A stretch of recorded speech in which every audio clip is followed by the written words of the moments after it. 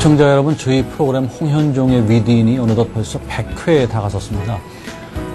또 저희 센TV의 자매지죠. 서울경제신문도 창간 51주년을 맞이했고요. 이게 다 여러분들의 많은 성원과 관심 덕분이라는 생각이 듭니다. 앞으로도 저희 프로그램 더욱 열심히 만들어서 시청자 여러분께 재밌고 또 유익한 프로그램이 되도록 노력하겠습니다. 또 서울경제신문도 대한민국 최고의 경제지 위치를 보다 더 확고히 하도록 노력할 것을 약속드립니다. 오늘 이런 두 가지 특별한 의미를 담아서 특집 대담을 마련했습니다. 방송과 함께 신문에도 게재될 예정입니다. 오늘 모실 초대 손님, 그야말로 대한민국에서 아마 가장 바쁘신 분이 아닐까 그런 생각이 드는데요. 또 중요한 일을 하시는 분이기도 하고요. 바로 대한민국 경제를 총지휘하는 총사령관 박재환 기획재정부 장관님 오늘 초대 손님으로 모셨습니다. Going back to the corner where I first saw you. Gonna camp in my sleeping bag. I'm not gonna move. 자, 장관님, 아이고, 네. 안녕하십니까? 안녕하십니까? 너무나 바쁘실 텐데 이렇게 시간을 내주셔서 너무 고맙습니다. 창간 51주년을 네. 맞아서 인터뷰를 갖게 돼서 영광입니다. 네, 고맙습니다. 하루에도 몇 번씩 회의하시죠? 네, 회의가 좀 많은 편입니다. 아마도 굉장히 많으실 거예요.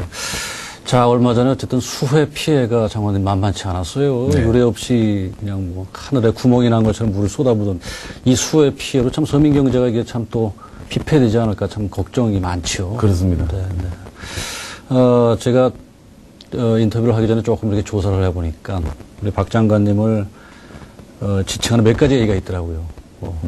워크홀릭이라는 말이 있었고, 네. 그다음에 부드러운 카리스마를 갖고 계신다 이런 얘기를 하는데, 워크홀릭이라는 거는 제가 미로 충분히 짐작할 수 있을 것 같고요. 카리스마는 한번 오늘 이렇게 인터뷰를 해보면서 제가 한번 느껴보겠습니다. 그런데 네. 부드러움은 정말 갖고 계신 것 같아요. 처음에 잘 봐주셔서 원래 감사합니다. 그 성격이 유하시죠? 아니, 저는 꼭 그런지를 제가 스스로 판단을 네. 하지 못하고 있는데, 그런 평을 많이 듣는 것 같습니다. 네, 아주 편안하고 참 유해 보이셔가지고 사람들이 그 점을 굉장히 아주 좋게 얘기를 하더라고요. 지금까지 장관님께서 원래 학교에 계셨고요, 그죠? 네. 또 국회에도 계셨고 청와대에서 정책기획수석하셨죠. 네. 아무래도 그런 데가 이렇게 현장하고는 조금 거리가 좀 떨어져 있는 건데. 그렇습니다. 노동부 장관을 지난해 8월에 노동부 장관부터 네. 이제 기획재정부 장관에 이르기까지 현장을 마침내 맡으셔가지고 지휘해 오신 지가 지금 한 1년 남짓 됐겠네요. 네. 자, 현장을 한번 이렇게 현장 사령관을 해보시니까 소회가 어떠십니까? 아무래도 국민들의 숨소리를 더 생생하게 느낄 수 있다 하는 그렇죠. 점에서 현장감이 더 있습니다. 네. 그리고 이제 탁상에서 기획을 하는 것을 넘어서서 여기서 집행까지 책임을 져야 되기 때문에 그야말로 무한 책임을 느끼고 그러시죠. 있고요. 실제로 좀 이론하고는 많이 다른 부분들이 있죠, 현장. 그렇습니다. 또 교과서에는 나오지 않는 얘기들이 많이 있고요. 네. 또 이론에서 이렇게 가르치고는 있지만, 현장에서는 좀 다른 방향으로 네. 집행이 되고 있는 그런 사례도 있고 그렇습니다. 네. 그 이명박 정부 소위 그 엠비노믹스라고 얘기를 하는데, 엠비노믹스의 설계자 중에서 대표적인 분이 박 장관님이신데. 꼭 그렇지는 않은데. 아, 그러십니까? 예, 제가 설계한 거는 아닙니다만. 그러시구나. 그러나, 엠비노믹스에 대해서 저는 100% 공감을 네. 하고 있고, 또, 정권 출범 초기부터 함께 일을 해왔기 때문에 거기에 대해서는 제가 무한 책임을 그러시죠. 느끼는. 자, 문제는 그런데 엠비노믹스에 대한 이제 세간의 평가가 사실은 극과 극 사이 여러 가지가 있단 말이에요. 네. 아주 조금 문제시 보는 쪽은 실패로 보는 규정을 단언코 실패로 보는 사람도 있고 또 굉장히 잘 된 걸로 보는 사람도 있고 있는데 한번 스스로 박 장관님 평가를 한번 해주시고요. 그다음에 네. 지금 이제 어쨌든 MB 정부가 한 1년이 남았죠. 앞으로 그 엠비노믹스의 전개 방향이라고 그럴까요? 그런 걸 먼저 조금 크게 한번 짚어주시죠. 네. 전체적으로 보면 엠비노믹스는 우리 경제 발전 단계에 비춰볼 때, 정부의 입김이 이제는 네. 좀 줄어들어야 되겠고, 민간 부분의 활력이 더 커져야 되겠다 네. 하는 방향성을 갖고 있다고 보시면 되겠고요. 전체적으로 보면 엠비노믹스는 이 경제 자유도를 지금보다 한 10점 정도 네. 끌어올리는 것. 다시 말씀드리면 정부의 규제와 영향력과 입김을 좀 줄이고 민간의 자율과 창의를 좀 높이는 방향으로 경제를 운영한다 하는 그런 방향에 서 있다고 보시면 되겠고요. 해외에서는 대체로 긍정적인 평가를 하고 있고 특히 이제 글로벌 금융위기가 정부 출범하자 한 반년 만에 나오지 않았습니까? 발생했기 때문에 사실은 글로벌 금융위기로 인해서 엠비노믹스를 충실히 구현할 수 없었던 환경적 요인이 있었죠. 예, 있었습니다. 예컨대 재정 지출 같은 경우는 줄이지를 못하고 더 늘려서 위기를 극복하는 데 투여할 수밖에 없었던 그런 한시적인 조치들이 한 2년간 있었죠.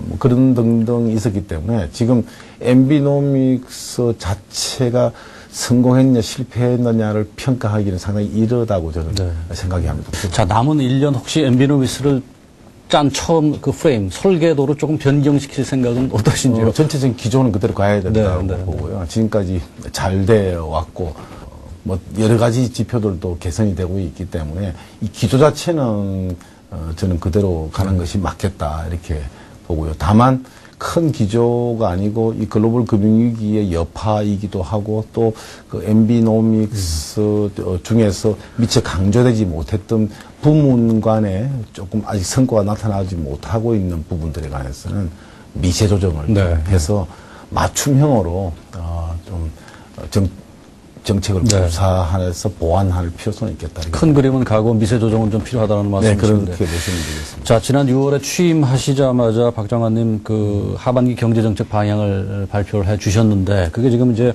물가상승률 4% 잡으시고 그렇죠? 네. 성장률 4.5% 잡았는데 네. 성장 부분은 최근에 보니까 뭐 도이치뱅크 같은 데서 우리나라를 그 소프트 패치, 그 소위 뭡니까 그 회복 기조 속에서 일시적인 좀 이렇게 진단하는 쪽도 있고 그래서 4.5%가 과연 될 수 있을지 의문인데 뭐 제가 오늘 질문은 사실은 성장 쪽보다는 물가 쪽에 좀 초점을 맞추겠습니다. 그게 더 중요할 것 같고 관심이 아무래도 그쪽일 것 같은데 얼마 전에 장관님께서 지금 현상을 물가 난국이라고 그렇게 표현하셨죠. 또 장관들이 매주 모여가지고 이 부분을 얘기한다고 그러는데 취임하시면서 소위 그 시장 친화적 물가 관리를 말씀하셨어요. 그렇습니다. 이게 그 소위 그 콜레테이그 규칙을 원용을 하시면서 말씀하신 거죠. 그 콜레테이그 규칙은 뭐 물가를 잡을 수 있는 공공요금을 안정시킬 수 있는 방안 하나 예를 들어보라는 뭐 질문이 청문회 때 있어서 제가 예를 든 것이고요. 어쨌든 그 전체적으로 시장 친화적인 방향으로 가는 그것이 무엇을 의미하는지 좀 청사진을 좀 말씀해 주시죠. 그러니까 기본적으로는 물가 가격이라는 것은 시장에서 결정되는 것이 원칙이죠. 근데 시장이 제대로 작동하게 만드는 것은 또 정부의 책임이라고 봅니다. 시장이라는 것은 첫째 경쟁이 상당히 있어야 되는 것이고요. 그러니까 독과점으로 인해서 가격이 왜곡되고 이런 것은 시정해 주는 것이 정부의 역할이라고 봅니다. 우리나라 물가는 선진국하고 비교를 해보면 공산품 가격이나 서비스 가격의 경우에 하방 경직성이 뚜렷이 나타나고 있거든요. 계단식으로 올라가기 때문에 올라갈 때는 급격하게 오르고 내릴 때는 찔끔 내리거나 천천히 내리거나 아예 안 내리거나 그런 현상이 선진국에 비해서 두드러지기 때문에 분명히 여기에는 그 자유로운 경쟁보다는 독과점에 따르는 부작용이나 폐해가 있지 않을까 생각하고 그걸 이제 좀 개선을 해야 되는 측면. 두 번째는 시장이 제대로 작동하려면 가격에 관한 가격과 품질에 관한 정보가 소비자들에게 자유롭게 그리고 값싸게 빠른 속도로 유통이 되고 소비자가 그걸 알 수 있어야 되는데 어떤 경우는 가격 정보 같은 것이 아직까지 충분히 전달되지 못하거나 속도가 느립니다. 그래서 그걸 좀 더 정확하고 빠르게 알려드릴 수 있는 방안이 필요하다 그렇게 보고요. 세 번째는 우리 소비하시는 분들 가운데서도 좀 현명한 선택, 합리적인 선택을 하시지 않고 좀 쏠려서 소비를 하는 경향 같은 게 또는 재활용, 재제조 뭐 이런 쪽이 선진국보다 좀 뒤져 있다든지 하는 등등 부문에서도 좀 더 합리적이고 현명한 선택을 하실 수 있도록 이건 정부가 하기보다는 소비자 운동 측면에서 민간 단체 등이 좀 활성화될 수 있도록 지원하는 측면 등등이 있겠고요. 이제 단기적으로는 수거 불균형에 의해서 가격이 폭등하는 경우가 많기 때문에 그런 예측을 정부가 좀 더 정확하게 하고 그리고 그 해외에서 뭐 수입을 한다든지 아니면 국내에서도 뭐 계약 재배를 한다든지 비축 물량을 좀 더 비축 기능에 따른 가격 조절 기능을 좀 더 강화한다든지와 같은 여러 가지 뭐 조치가 있겠고요. 그 밖에 요즘 전자상거래라든지 여러 가지 새로운 기법에 의한 새로운 유통 시장이 출현하고 있는데 그런 쪽을 좀 지원을 한다든지 하는 등등이 시장 친화적인 물가 대책에 포함될 수 있지 않겠나 생각이 듭니다. 자, 뭐 기대를 해보는데 어쨌든 일반 시민들 입장에서는 지금 뭐 기름값 많이 올라 있죠. 외식비 오르지. 지금 당장 얼마 전에 수해로 인해서 농작 물가 벌써 들썩이고 있단 말이죠. 그래서 하여튼 서민들이 참 힘들 수밖에 없는 상황인데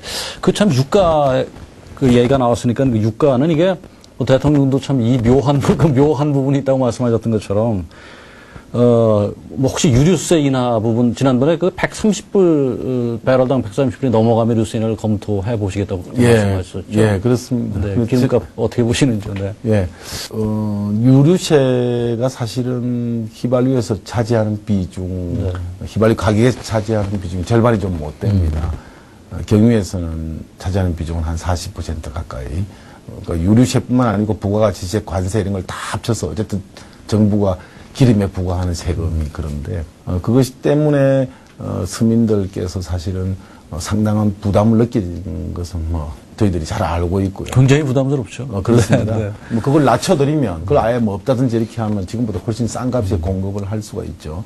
그런데 우리나라의 유류 가격 자체가 OECD 회원국 저희가 자료를 입수할 수 있는 회원국 23나라 가운데서 20위 정도가 되니까 싼 편이란 말이죠. 근데 우리나라는 기름이 한 방울도 안 나거든요. 되게 수입을 해와야 되는데 이걸 싸게 해드리는 것이 능사인가.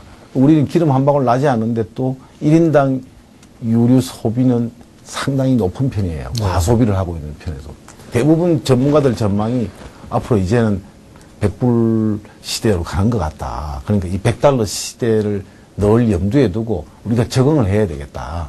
그래서 세금을 저희들이 지금 컨틴전시 플랜이라고 해가지고 비상계획을 세워놓기로는 배럴당 130달러 이상을 가면 유류세를 인하한다 하는 것이 정부의 방침이고 그게 이제 밝혀놓은 상황인데 지금 110달러이기 때문에 유류세를 낮추기는 어렵다고 보고요. 하는 그런 고민이 있습니다. 유류세 인하 부분도 뭐 그 부분이지만 서민들은 참 예를 들어서 국제환율, 국제유가가 안정이 되고 또 환율이 비교적 환율 효과 같은 것도 좀 걷어 있는데도 불구하고 유가가 오를 때 그리고 오르면은 이게 금방 그냥 그 소기업체에서 하고 떨어지면은 이런 게 굉장히 짜증스럽다는 말이에요. 그런 게 개선이 좀 돼야 될 텐데. 그래서 저희들이 분석을 해보니까 100원 할인 행사가 끝난 뒤에는 가격이 좀 생각보다는 높게 다시 말씀드리면 정유사와 주유소의 마진이 더 높은 것 같다 하는 지적을 소비자단체들이 했고 저희들이 검토해 보니까 맞는 것 같아서 그 얘기를 해드렸죠. 최근에는 유가는 좀 주유소 기름값은 오르는 추세에 있다가 이제 어제 조금 어제가 아니고 며칠 전에 조금 주춤하고 있는데요. 저희들이 다시 한번 그 분석을 해보니까 그 마진이 많이 줄어든 것 같습니다. 그러니까 거의 1, 4분기 때의 마진 수준으로 정상 가격으로 좀 상당히 돌아오고 있는 그런 느낌입니다. 하여튼 장관님 그 대통령께서 말씀하신 그 참 묘한 부분이 있다라고 말씀하신 부분이 일반 시민들 입장에서 들을 적에는 아직도 묘해요. 아직도 명쾌하지 않고 잘 모르겠어요. 그래서 그런 부분들이 좀 재임 시기 동안에 좀 기름값 하나만이라도 좀 그 명쾌하고 소비자들이 납득할 수 있는 그런 부분들이 좀 규명이 됐으면 좋겠습니다. 당연히 그런 노력을 저희들이 하겠고요.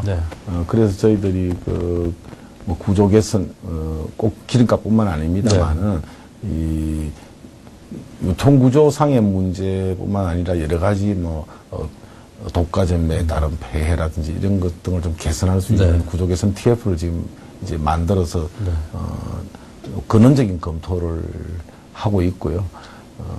그와 함께 다양한 또 미시적인 대책들도 네.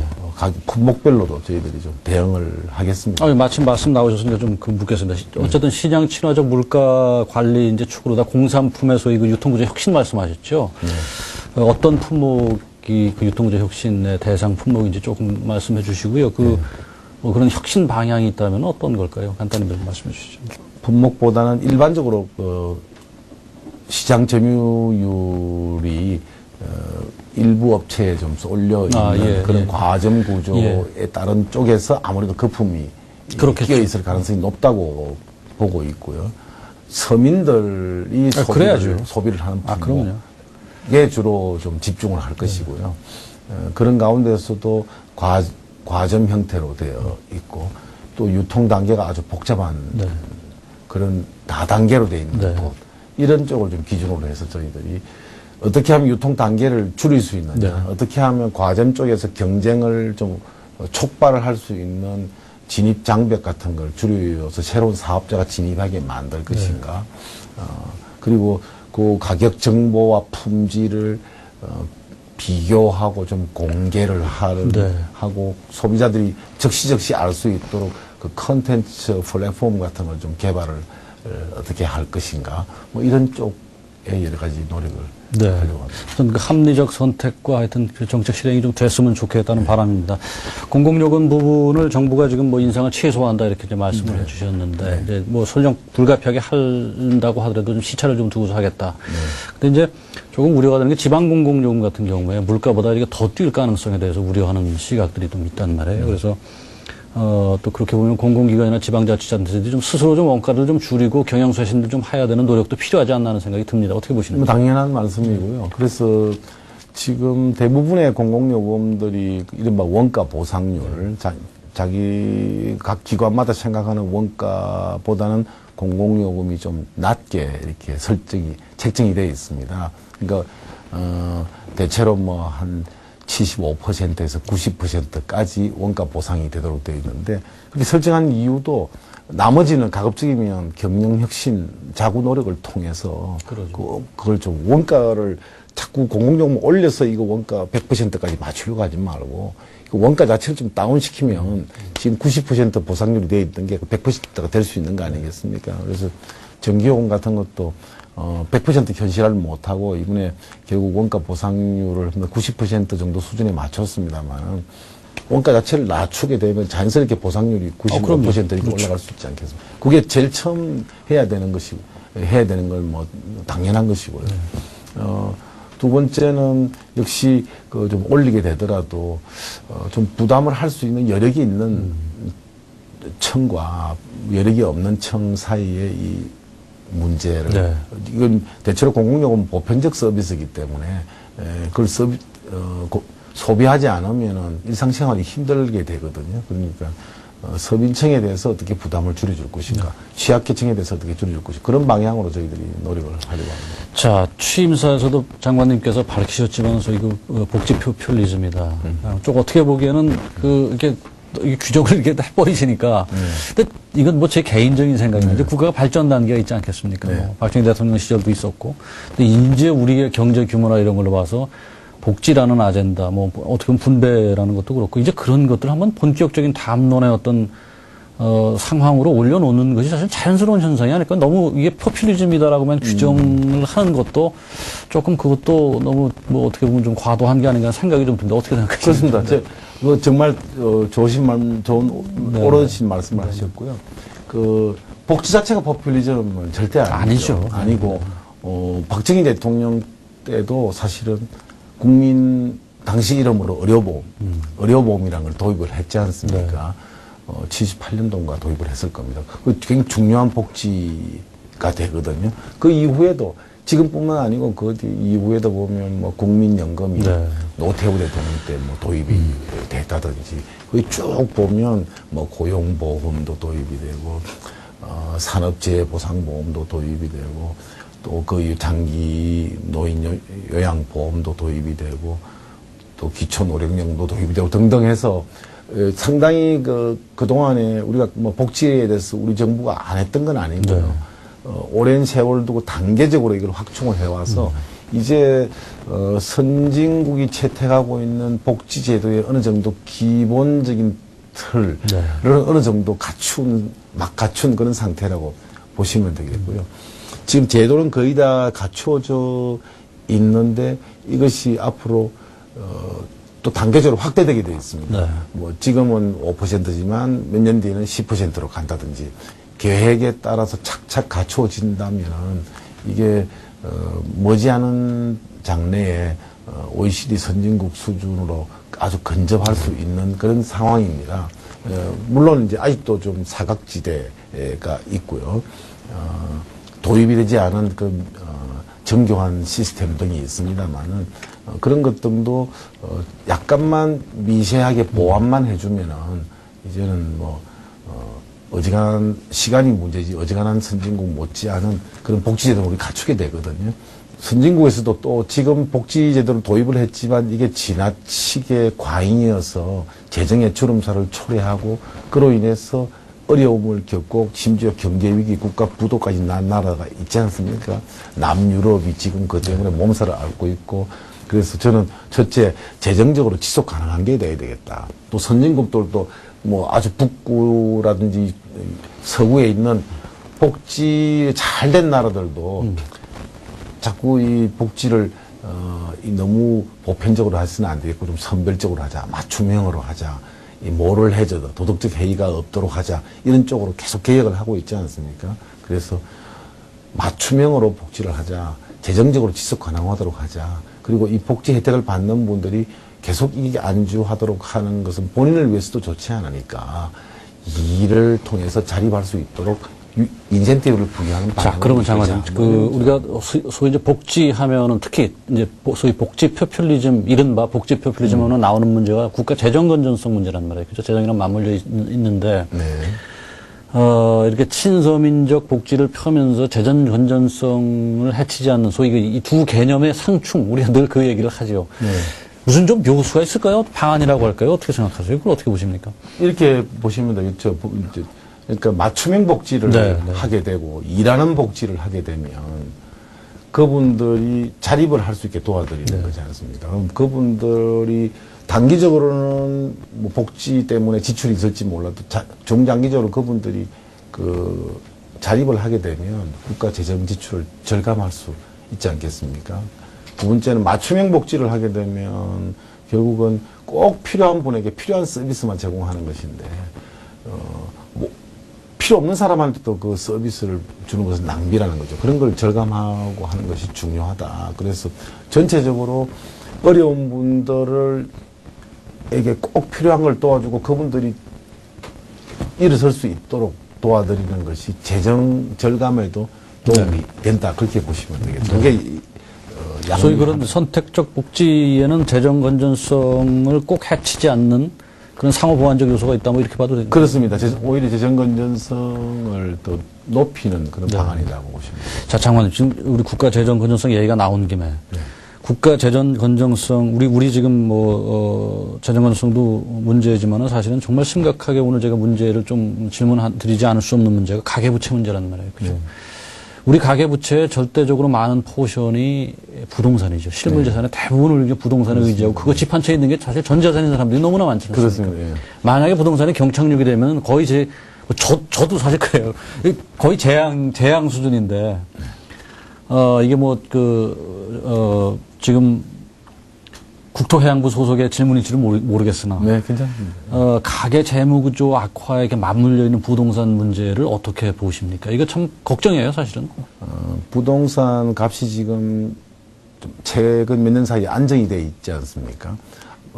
안정이 돼 있다는 것은 물가 상승률도 감안하면 사실상 하락했다고 실질적으로 그렇게 볼 수 있는 건데 이것은 그동안 과도하게 올랐던 집값, 또 거품이 끼었던 것이 서서히 정상화되는 과정이다. 이 경착륙되는 것으로까지 걱정을 할 필요는 없다 하는 것이 다수 전문가들의 견해로 제가 알고 있습니다. 또 지방의 경우는 최근에 상당히 집값이 빠르게 상승하고 있는 추세에 있습니다. 그것은 수도권에 비해서 상대적으로 침체되어 있었던 그 가격이 또 정상화됨으로써 수도권과의 격차를 좁히는 과정이기 때문에 그것도 너무 과열로 걱정할 필요는 없다. 다만 거래가 지금 조금씩 이제 활성화되고는 있는데 그보다는 훨씬 좀 더 활성화되는 것이 좋겠다. 그래서 거래를 가로막고 있는 규제라든지 걸림돌은 가급적이면 좀 줄여주는 것이 좋겠다. 가계부채는 이제 우리가 과도하다고 얘기하는 것이 가처분 소득에 비하면 상당히 높은 수준입니다. 그러나 이제 말씀하신 대로 부동산 담보와 비교해 보면 상당히 안정적인, 선진국에 비해서는 또 안정적인 수준이거든요. 그래서 그건 또 우리나라의 특별한 그 사정, 소득에 비해서 부동산 보유 비용이 너무 높은 거죠. 뭐 그런 특징 때문에 나타나는 특이한 상황으로 이해를 좀 하시면 되겠고요. 취약계층들이 비은행권, 제2금융권으로부터 담보대출을 받은 것이 최근에 좀 빠르게 증가하고 있는 것이 걱정이고, 그래서 그쪽 저희들이 좀 관리를 하고 있는데, 전반적으로 뭐 말씀을 드리면 가계부채는 크게 지나치게 걱정을 하시지 뭐 걱정을 어느 정도 되기는 하지만 지나치게 걱정하실 필요는 없는 상황이고. 앞으로 이명박 정부 남은 기간 동안에 부동산 정책의 그림 역시도 그냥 큰 변화는 없는 건가요? 어떻죠? 어떻게 보십니까? 그렇습니다. 그러니까 지금 부동산 정책에 사실 제일 중요한 거는 전세가 월세로 좀 바뀌고 있는 경향, 그리고 대형 주택보다는 소형 주택을 선호하는 경향, 그리고 집을 소유하려는 것보다는 임차하는 경향, 임차하려는 경향 쪽이 좀 더 강해지고 있는 추세가 있습니다.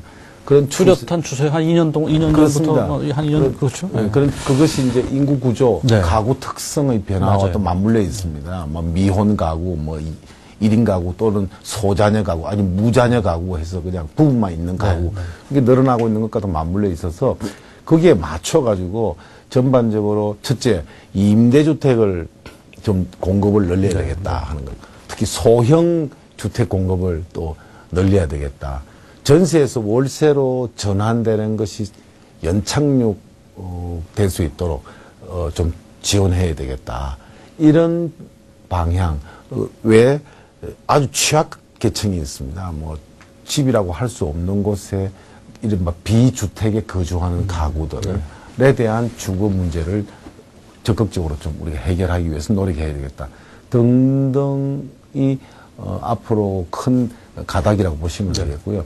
국제 부문 한번 조금 네. 들여다보죠. 지금 어쨌든 주변 상황이 뭐 우리가 옛날에 상상도 못했던 미국 디폴트 얘기까지가 지금 뭐 현실화 가능성이 별로 없으나 유럽 재정위기 이거는 뭐 아주 오래된 메뉴인데 이거 만성적으로 지금 가고 있단 말이죠. 그리스 2차 뭐 합의 금융구제 합의에도 불구하고 그다음에 장관님 취임하시고 나서 혹시 우리 그 금융이나 이런 금융 부문 외환 부분에서 혹시 모를 사태 일단 먼저 장관님께서 보시는 국제 경제에서의 위기 상황 진단 그거에 대한 좀 예측이라 할까요? 네. 그런 위기 가능성을 좀 진단해 주시고 우리가 그런 것들을 막아내는 대응 능력을 어느 정도 좀 괜찮은지 좀 그 부분을 좀 네, 이게 복잡합니다만 좀 간략하게 말씀을 드리면 연초보다는 한 6개월이 지난 지금 다운사이드 리스크, 그러니까 하방 위험이 좀 더 대외 부문에서 커진 건 사실입니다. 미국이 저렇게 부채 한도를 놓고 어떻게 보면 내년 대선과 같은 걸 앞둔 전초전이기도 한데요.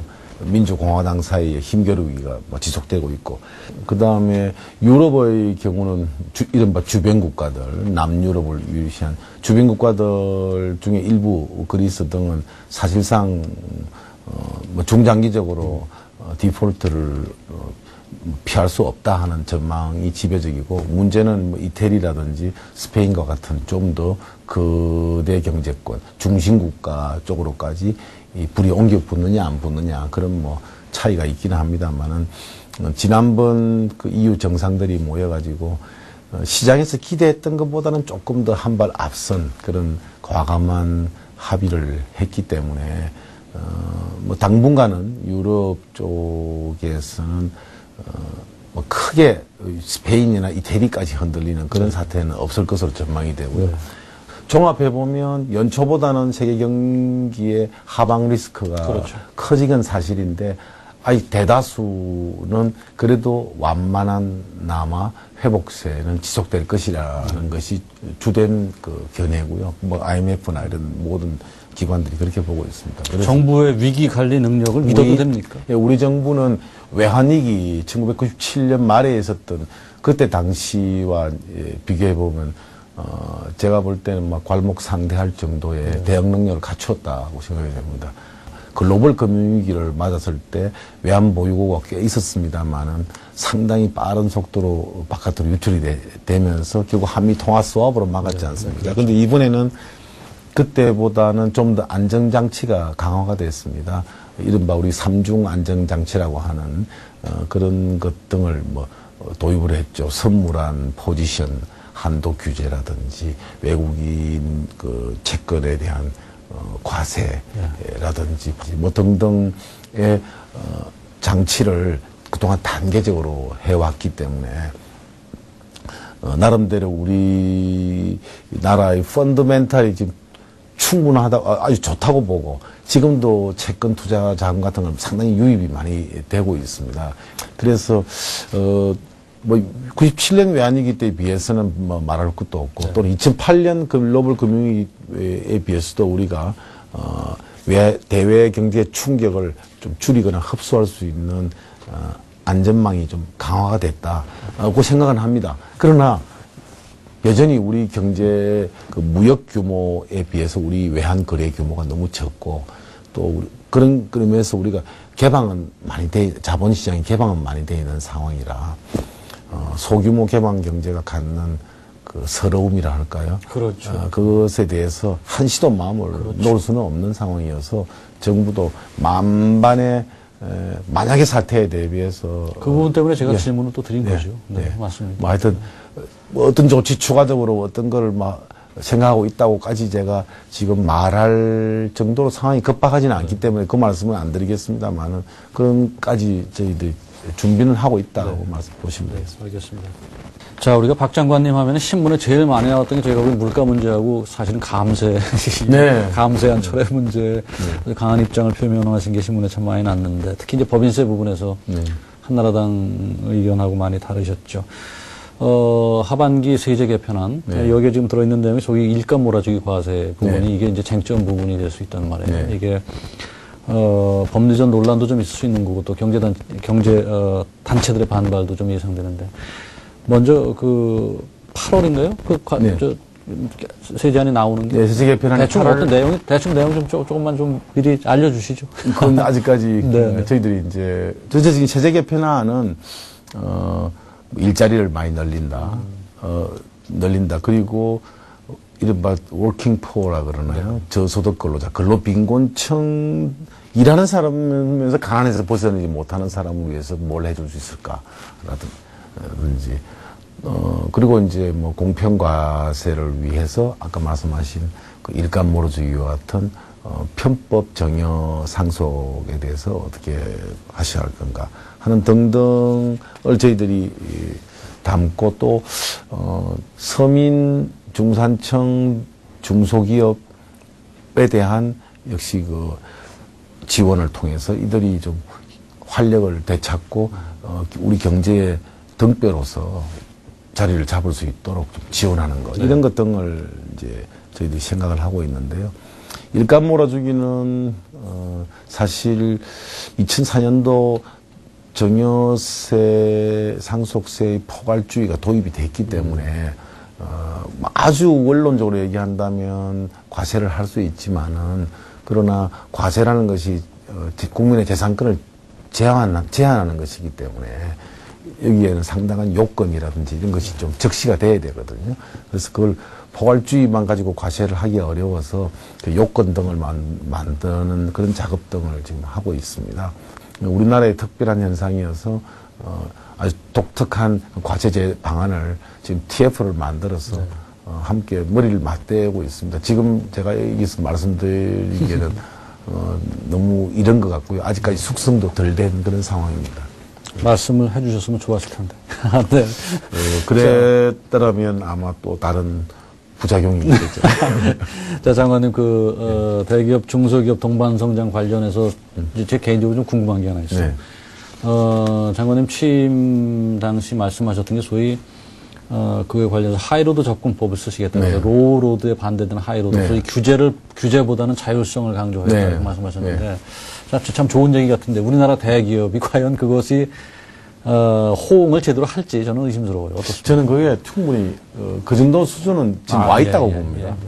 우선 이게 그 규제를 너무 해가지고 동반 성장에 대해서 이렇게 정해놓으면 통상장벽으로 또 지적을 받을 수가 네. 있습니다. 그래서 국제적인 규범과 이 부합이 돼야 되는데 왜 당신들은 이렇게 까다롭게 기업 활동을 옥죄느냐 하는 비판을 받을 수 있습니다. 그 점을 현실적으로 생각하지 않을 수 없고요. 그래서 저희가 이제 지금 동반성장위원회를 정부기구로 두지 않고 민간 부분 쪽에 떼내가지고 그럼 대기업하고 중소기업하고 어떻게 보면 공익을 대표하는 전문가들, 교수들하고 이렇게 앉아서 함께 머리를 맞대고 좀 자율적인 해법을 한번 찾아보자. 그리고 협약 형태로, 뭐 사회적 협약이든지 그런 형태로 해서 하면 그건 통상장벽이 아니기 때문에 그런 쪽으로 한번 해보자는 것이 또 있고요. 잘 아시는 대로 대기업, 뭐 중소기업, 협력기업을 딱 이분법적으로 구분하기가 또 쉽지 않습니다. 대기업이라 하더라도 그 대기업 밑에 관련되는 협력기업들이 다 함께 있는 거거든요. 그러니까 그런 차원에서 대기업들도 이분들하고 협력기업하고 함께 가야 된다는 걸 저는 인식하고 있다고 생각이 들고 서로 이 협력기업이 탄탄해야지 도요타 같은 사태가 안 나지 않겠어요.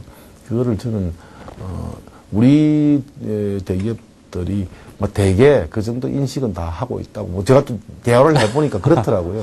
자, 우리나라 경제성장사에서 대기업들의 공로를 부인하는 사람은 없을 거예요. 그죠? 공과가 다 있죠. 공과가 있죠. 그렇게 많은 부분의 역할을 하다 보니까 이게 또 권력이 된 측면도 있다라는 것이 일반의 충분한 여론이라는 거죠. 그렇습니다. 그래서 만들어낸 부작용도 적지 않고. 네. 자, MB 정부가 표명하고 있는 소위 기업 프렌들리, 네. 그다음에 일반에서 갖고 있는 소위 그 대기업에 대한 규제 여론, 이 사이에서 이제 정책 그 노선을 가야 되는데 어떤 프레임으로 가야 옳겠다는 생각을 하시는지. 기업 친화적이다 하는 게 대기업 친화적이라는 건 아니었잖아요. 네, 네. 그러니까 기업이라는 것은 뭐 주주가 당연히 있을 테고 경영자가 있을 테고 거기에 소속돼서 일하는 근로자가 있을 테고 다 포괄하는 개념이기 때문에. 근데 일반에서는 이게 MB 정부가 조금 지금 장관님 말씀하신 대기업 기업이라는 게 친화적이다. 대기업만 아니라고 하셨지만은 대기업으로만 보는 여론도 적지 않게 제가 많은 말씀드린 대로 네네. 어떤 대기업이 있고 수출을 많이 하는 대기업인데 그 대기업의 협력업체가 얼마나 많습니까? 그렇죠. 1차 밴드, 2차 밴드 뭐 그럴 뿐만 아니라 그 대기업이 입지해 있는 공장 주변의 지역 경제, 뭐 음식점 뭐 이런 거 다 포함해서요. 까지 다 사실은 그 기업에 포함되는 개념으로도 광의로는 볼 수가 있습니다. 오죽하면 전 세계 어느 나라든 우리나라 자치단체, 시도 어디라도 다 기업을 유치하려고 하지. 우리는 뭐 기업 싫다고 쫓아내려고 하는 데는 없지 않습니까? 네. 그러니까 그런 의미에서 보시면 기업 친화적이다. 기업을 하나라도 더 유치하고 기업이 잘 되도록 한다는 것은 결국 주주뿐만 아니라 뭐 근로자와 그 협력업체 뭐 또 인근 음식점 뭐 이게 다 포함하는 저는 개념이라고 봐서 그 가운데 대기업들 중에서 계열사하고 뭐 불공정 거래를 한다든지 일감 몰아주기를 통해서 편법으로 정렬을 한다든지 또는 협력업체에 대해서 지나치게 납품 단가를 깎아서 약탈적으로 거래를 한다든지 누가 뭐 기술 개발을 충분히 해가지고 뭐 좀 하려는데 그거를 뭐 그냥 사간다든지 그런 것 등은 불공정 거래 행위라든지 또는 과세라든지 이런 걸 통해서 정부가 철저히 해주셔요. 예, 당연하게 철저히 그 응분에 대응을 하는 것이고요.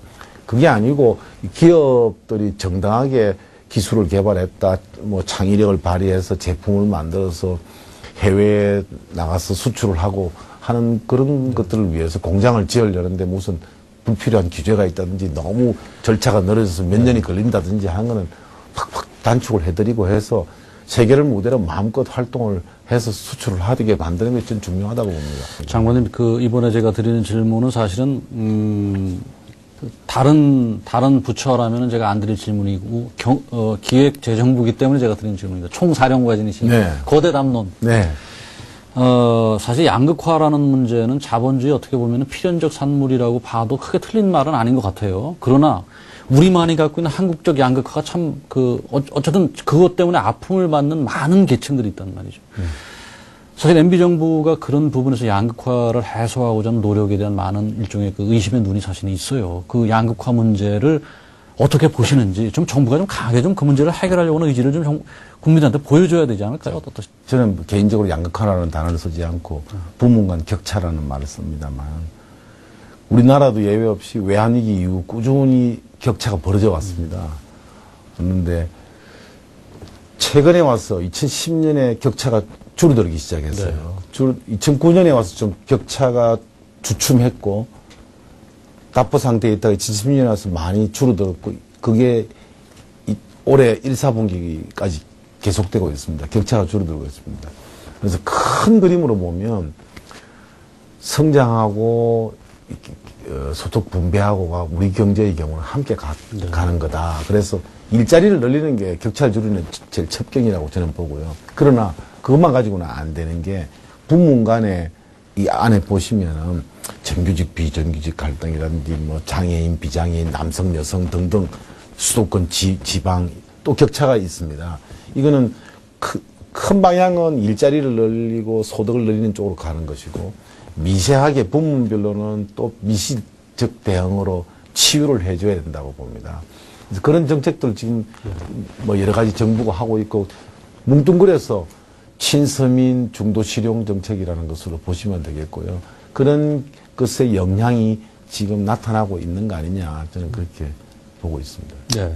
자, 장관님을 제가 이렇게 조사를 해보니까 굉장한 야구광이라고 소문이 났더라고요. 네, 롯데 자이언츠 팬입니다. 속된 말로 롯데 팬들은 아주 골수 팬들이에요. 네, 뭐 중독이 돼 있고 개인적으로 보면 그러시구나. 제가 중환자 수준이죠. 근데 야구장을 못 하시죠? 시간 때문에. 네, 또 뭐 시간을 내서 갈 수도 있겠지만 네. 지금 이런 서민 경제가 어려운데 네. 장관이 야구장 가서 뭐 희희낙낙거리는 그렇죠. 게 또 너무 뭐 앞뒤가 안 맞는 것 같아서 네. 자제하고 있습니다. 지금 우리 경제 단계, 그래서 이 질문이 어떨지 모르겠는데, 우리 뭐 지금 현재 단계에서 이렇게 조금 일찍 퇴근해서 야구 중계를 좀 보고 그러는 삶과 아니면 더 좀 일을 해서 그야말로 일터에서 좀 남아서 더 좀 근로시간 좀 일하고 하는 그런 삶.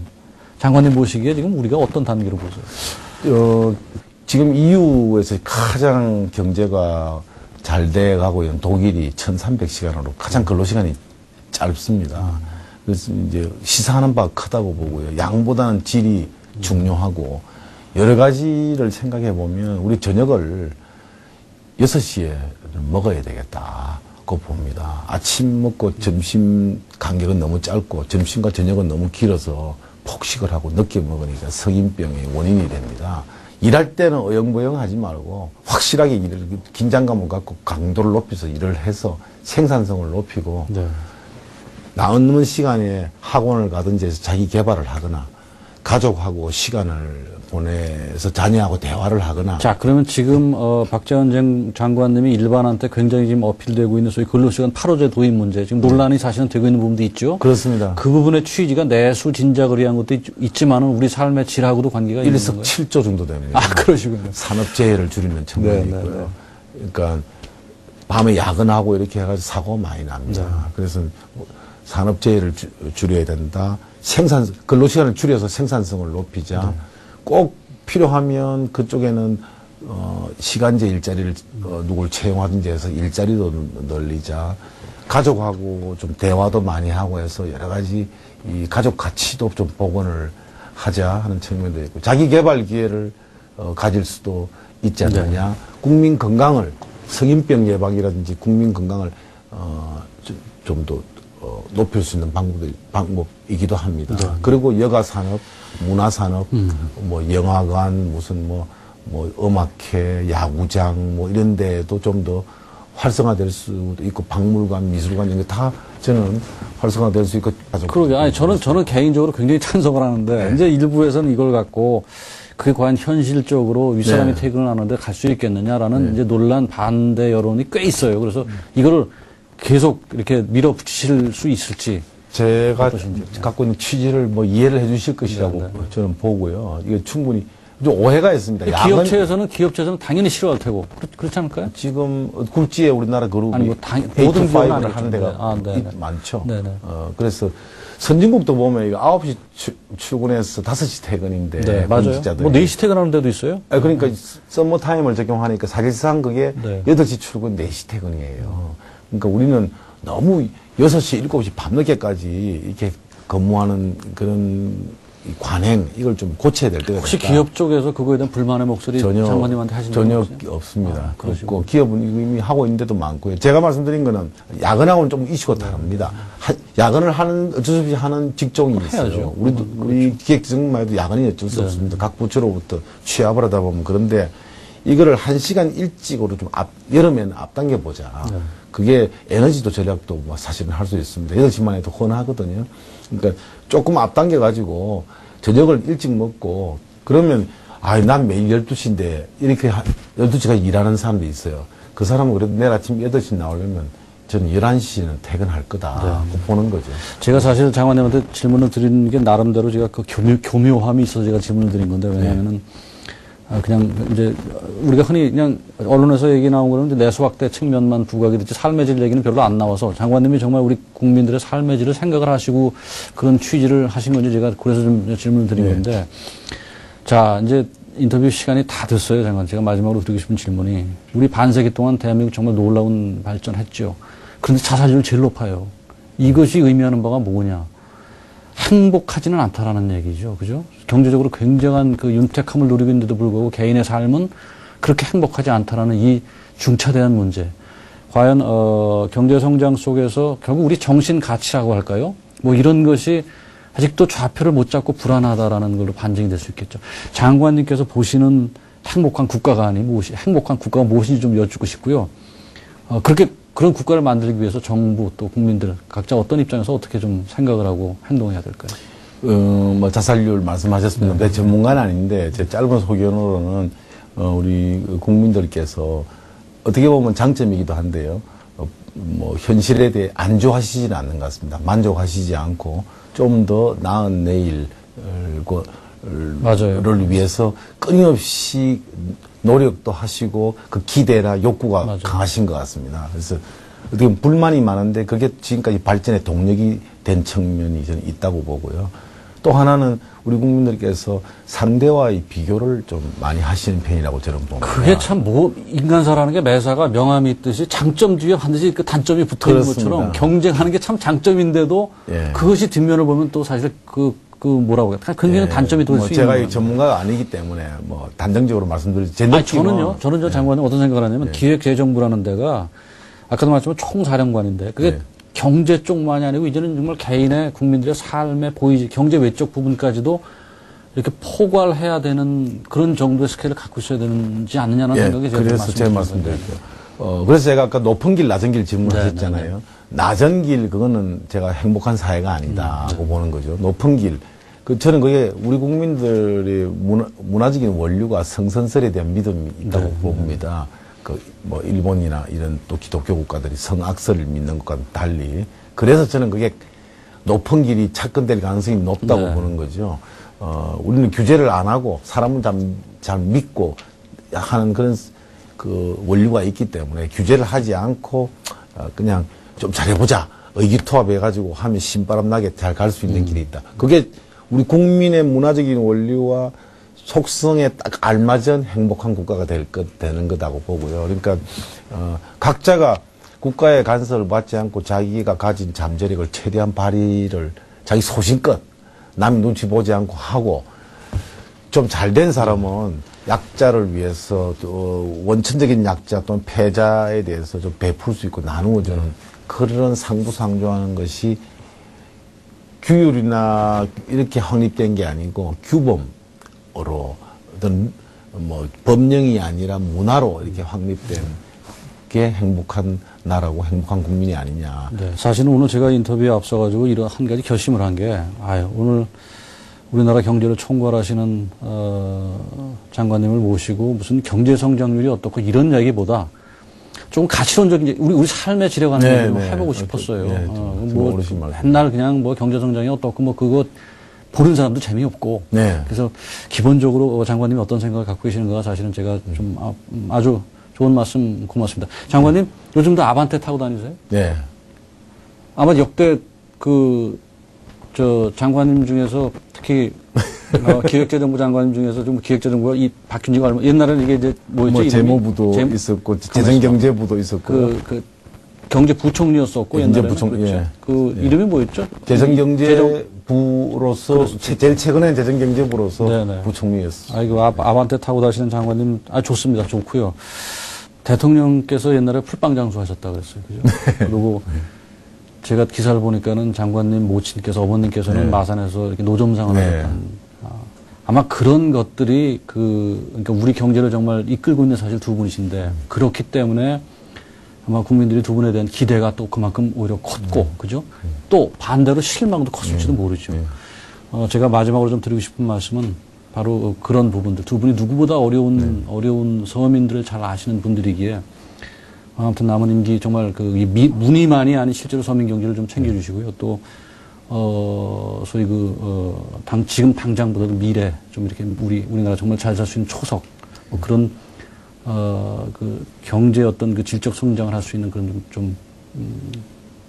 쪽으로 정책을 좀 잘 좀 해주시길 부탁드립니다. 예, 제가 아까 5시 퇴근 후에 어떻게 하느냐 이런 것도 답변을 못 드렸습니다만은, 저는 사실 5시 퇴근해서도 집에 가서도 밤늦게까지는 여러 가지 자료들을 보고, 보고서 올라온 것도 보고 일을 합니다. 그럼 당연히 제가 그렇게 해야 된다고 생각하고요. 외국에서는 어떻게 일이 벌어지고 있나, 이런 걸 다 제가 팔로우업을 하고 꼼꼼히 점검을 해서 우리는 어떻게 할까 그런 생각을 한시라도 하지 않으면 크게 일을 거칠 수 있지 않습니까? 하여튼 제가 좀 힘들더라도 나라를 위해서 목숨 바친 사람까지도 있는데 이 영광스러운 자리에 앉아서 이 무거운 직책을 정말 훌륭히 수행하도록 해야 되겠다는 각오로 열심히 하겠습니다. 그렇게 좀 제가 시청자님들을 대표해서 부탁을 좀. 저도 같이 한번 각오를 다지겠습니다. 네, 장관님 고맙습니다. 고맙습니다. 네, 고맙습니다.